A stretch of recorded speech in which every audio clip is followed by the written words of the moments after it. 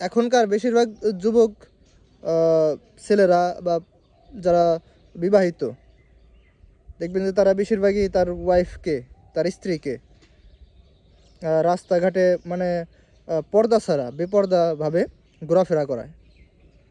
মানে বাসা থেকে বের হওয়ার সময় এমনভাবে ডেকোরেশন করে, এমনভাবে নিজেকে সাজুগুজু করায় আমাদের প্রিয় বোনেরা, যে অন্য একটা যুবক ছেলের চোখের গুনার কারণ হয়ে যায়। সে তো নিজে গুনাহের কাজ করতেছেই, সে তো অলরেডি একটা গুনাহের কাজের ভিতর ইনভলভ আছে, জড়িত আছে। সে বেপর্দার কারণে যে গুনাহের কাজ করতেছে, সে তো একা গুনাহের ভাগ গ্রহণ করতেছে না, সে আর 10টা যুবক ছেলের যে চোখের গুনাহ এটার কারণ হয়ে যাইতেছে। এখন তাদেরকে যদি কেউ একটু খারাপভাবে কথা বলে, মানে কোনো বখাটে যদি তার দিকে একটু খারাপ নজরে তাকায়, তখন সে এটা সহ্য করে নিতে পারে না।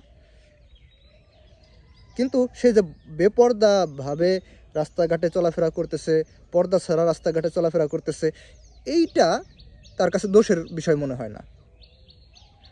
দোষের বিষয় কোনটা? যে আমি বেপর্দায় চলবো, কিন্তু আমার দিকে তুমি খারাপভাবে তাকাইবে কেন? একটা মেয়ের প্রতি যে একটা পুরুষের টান, এটা সৃষ্টিগতভাবে, জন্মগতভাবেই এটা আছে, আগেও ছিল, এখন আছে, ভবিষ্যতে থাকবে। এটা আল্লাহ প্রদত্ত।